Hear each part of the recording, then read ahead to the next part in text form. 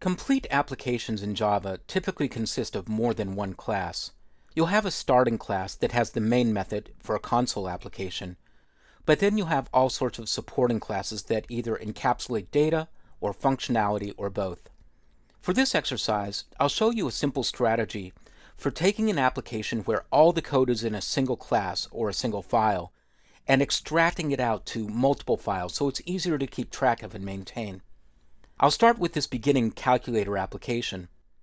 This is a version of the calculator application that I worked on in a previous chapter of the course.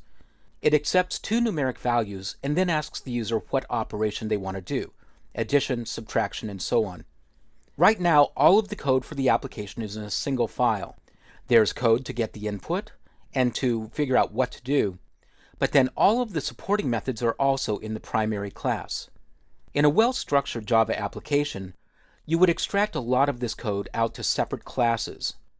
It's up to you as the developer and the application architect to figure out where the code goes and how to group it together. I'll show you a strategy for this application where I take all of the mathematical operations and group them together into one class, and then I'll take the functionality that's accepting input from the command line and put it into another class.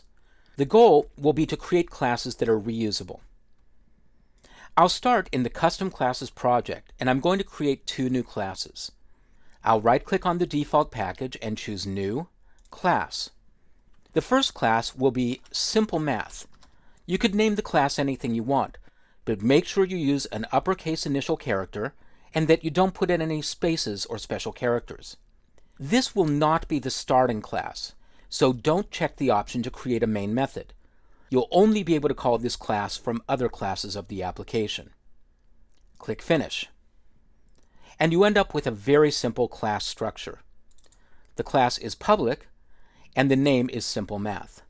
When you declare your own classes, the name of the public class must match the name of the Java file, and you can only have one public class in each Java file.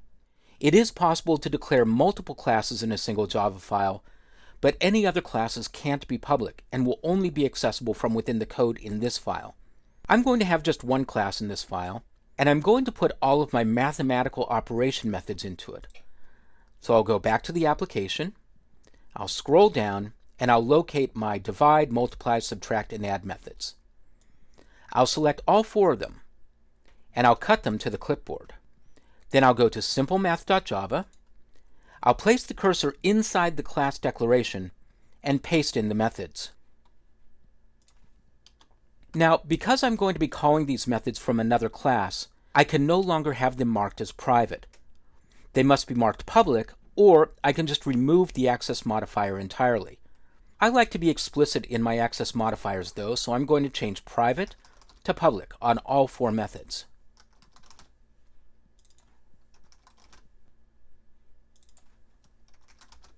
I'll save my changes to this file and go back to the application. And now I'll go to the switch statement where I'm calling those methods. I now have errors telling me that these methods are undefined. I'll fix this by adding the name of the class Simple Math as a prefix to the call to the method. I'll type SIMP and press Control Space, and there's my new class, Simple Math. I'll separate the name of the class and the method name with a dot. Notice when I type in the dot, the four available methods are shown automatically, and I can easily call them where needed. Now I'm going to copy Simple Math and the dot to the clipboard, and I'll paste that string in to each of the other three method calls. I'll save my changes, and I'll run the application. I'll enter a value, I'll enter another value, I'll choose subtraction this time, and everything still works. So now I've successfully refactored my application. I've extracted the code that's not a part of the main operation and put it in its own separate class. Let's do the same thing with the input function. Once again, I'm going to create a new class. I'll right-click and choose New, Class, and I'll call this Input Helper. Once again, making sure I don't have the main method selected, I'll click Finish. I'll go back to the main application. I'll scroll down to the bottom and I'll grab this getInput method. Make sure you get all of the method, including the opening and closing braces. I'll cut that code to the clipboard. I'll go to my new class, place the cursor inside the class declaration, and paste. Notice that when I paste the code into the new class, Eclipse automatically adds import statements for the buffered reader and input stream reader classes that I need.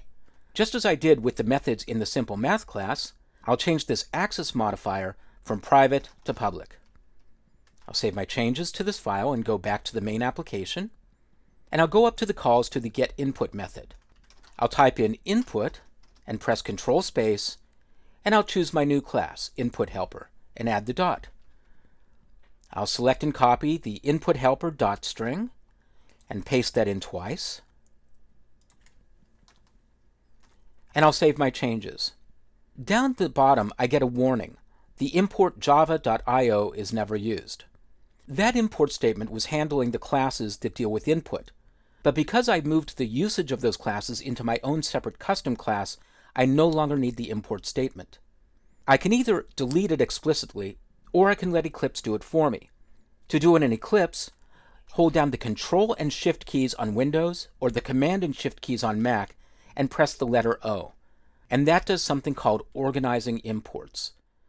That's a great trick because it will not only get rid of the imports that you don't need, but it will also add or propose the imports that you do need and alphabetize and otherwise organize them for you.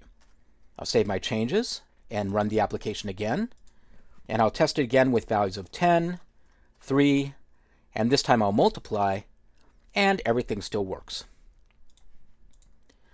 By organizing your application in smaller classes, it makes it easier to maintain your work over time. And you'll be tempted to tune and refactor your application as you go along. Eclipse will help you with this in many ways.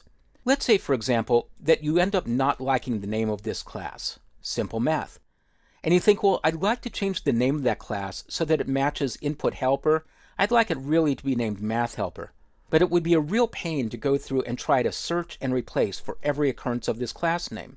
I have it here, and I have it 4 times in the main method. Well, this kind of class renaming is called refactoring, and it's incredibly simple in Eclipse. Go to the class in your Package Explorer, right-click, choose Refactor, and then Rename.